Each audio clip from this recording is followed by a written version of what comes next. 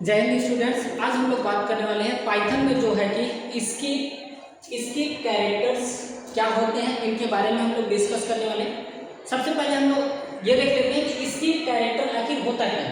तो जैसा इसके नेम से आप यहाँ पे देख सकते हो कि यहाँ पे लिखा हुआ है इसकी कैरेक्टर, यानी कि वो कैरेक्टर्स जो क्या करता है पाइथन कहीं ना कहीं स्किप कर देता है, छोड़ देता है।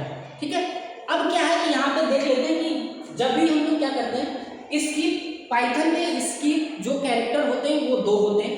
कौन कौन से होते हैं तो ध्यान देखिए। पहला जो हमारा यहाँ पे दिया हुआ है वो हो जाता है हमारा फर्स्ट जो है वो क्या है, टैब स्पेस। कौन सा है तो ये हो जाता है टैब। एक सेकेंड, इसको थोड़ा सा बड़ा लिखते हैं। फर्स्ट जो कैरेक्टर है वो है टैब स्पेस। ओके, अब इनका यूज अभी हम लोग देखने वाले हैं। सेकंड जो है वो हमारा होता है, दो कैरेक्टर होते हैं यहाँ पे। सेकंड जो है हमारा वो हो जाता है न्यू लाइन। न्यू लाइन ये जो दो है वो है हमारे क्या चीज, इसके कैरेक्टर। समझ आए? अब देखिए इनका यूज हम कहाँ पे करते हैं, समझ आए?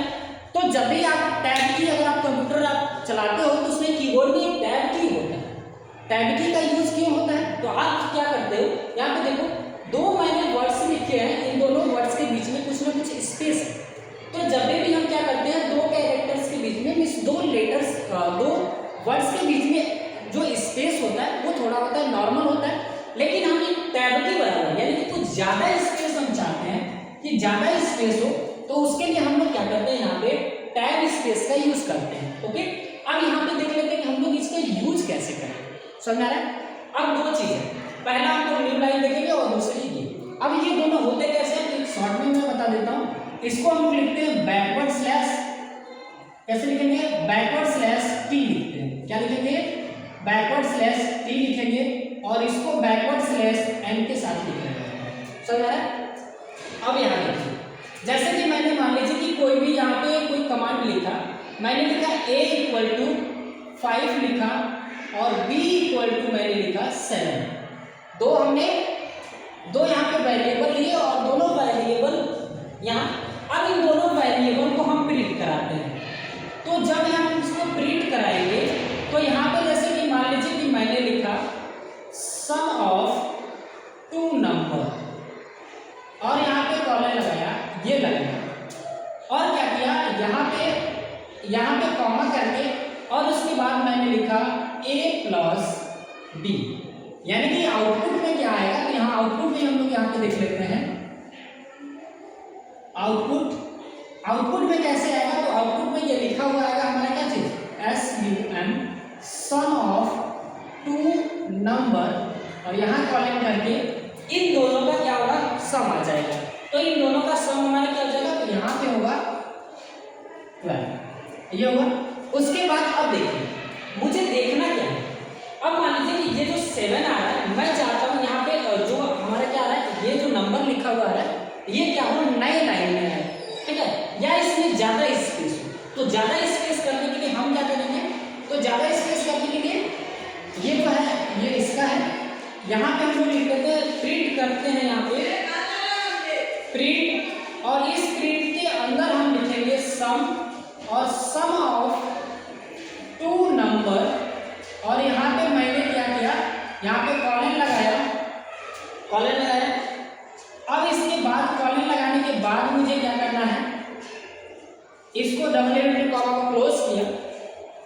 अब यहाँ पे क्या है कि मुझे न्यू लाइन चाहिए ना, या एक टैब के बराबर स्पेस चाहिए। तो टैब के बराबर स्पेस करने के लिए डबल इनवर्टेड कॉमा के अंदर हम बैकवर्ड स्लैश लिखेंगे और यहाँ पे लिख देंगे टी, फिर इसको क्लोज करेंगे, और उसके बाद कॉमा करके जो भी इसको करना है, जैसे मान लो कि मुझे प्लस ही करना है तो मैं इसको कर दूंगा प्लस, और ये हो गया हमारा।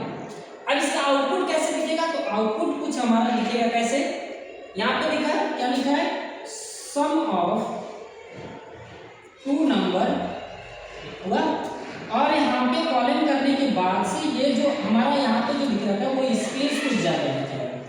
यहाँ पे नॉर्मल स्पेस था, यहाँ पे हमारा ज्यादा स्पेस हो जाएगा। समझ आया? अब हम लोग देख लेते हैं क्या चीज कि न्यू लाइन। जैसे आप HTML में क्या करते हैं, br टैग का यूज करते हैं लाइन ब्रेक के लिए, मीन्स नई लाइन के लिए या पैराग्राफ के लिए, पैराग्राफ चेंज करने के लिए, वैसे यहाँ पे हम लोग क्या करते हैं, नए लाइन को लेने के लिए, नए लाइन में किसी कोड को प्रिंट करने के लिए या नए लाइन में किसी लाइन को लाने के लिए, किसी चीज को लिखने के लिए हम लोग इसमें बैकवर्ड स्लैश एन का यूज करेंगे। कैसे, ये देख लेते हैं। जैसे सपोज करिए कि जो ये लिखा हुआ हमारे यहाँ पे 12 में आ रहा है, ये मैं चाहता हूँ कि नए लाइन में आए, किसमें आए, न्यू लाइन में। तो न्यू लाइन में कैसे आएगा, यहाँ देखिए, यहाँ मैंने लिखा प्रिंट लिखा, डबल कॉमा करेंगे और यहाँ पे डिफॉल्ट जो मैसेज हमारा आएगा वो हो जाएगा सम ऑफ 2 नंबर और यहाँ पे कॉलन लगाया, इसको क्लोज किया। अब यहाँ पे मुझे न्यू लाइन में चाहिए तो मैं यहाँ पे क्या कर दूंगा, यहाँ पे डबल इन्वर्टेड कॉमा के अंदर बैकवर्ड स्लैश और एन लिखेंगे। ठीक है, जब भी हम कोई भी कैरेक्टर लिखते हैं तो उसको डबल इन्वर्टेड कॉमा के अंदर लिखते हैं, क्योंकि स्ट्रिंग जब आप पढ़े होंगे तो स्ट्रिंग में ये चीज़ बताया जाता है। अगर आपने स्ट्रिंग के बारे में नहीं पढ़ा हो तो आपको हमारे चैनल पे, यूट्यूब चैनल पे उसका लिंक मिल जाएगा या आपको वीडियो मिल जाएगा, आप वहाँ से जाके देख सकते हैं कि स्ट्रिंग क्या होता है, इंटीजर क्या होता है, ठीक है, और फ्लोट वैल्यू क्या होता है, ये सभी चीज़ें हमने पढ़ाया होगा। अब यहाँ पे मैंने किया बैकवर्ड स्लैश एन और यहाँ पे अब कॉमा करके मुझे क्या करना है, मान लीजिए कि मुझे इसको प्लस ही करना है तो हम ये करेंगे और यहाँ पे, और इसका आउटपुट कैसे दिखेगा, तो आउटपुट कुछ यहाँ पे दिखेगा सम ऑफ 2 नंबर और यहाँ कॉलन लगाने के बाद अब यहाँ पे देखो ये जो आपका 12 यहाँ पे लिखा हुआ था वो यहाँ पे नए लाइन में यहाँ पे लिखा हुआ नजर आएगा। ठीक है, आई होप कि आपको ये वीडियो अच्छा लगा हो। अगर वीडियो अच्छा लगा हो तो लाइक एंड सब्सक्राइब करें, अपने फ्रेंड्स के साथ शेयर करें। बाकी हमारा प्रयास कैसा लगा आपको कमेंट बॉक्स में जरूर बताएं।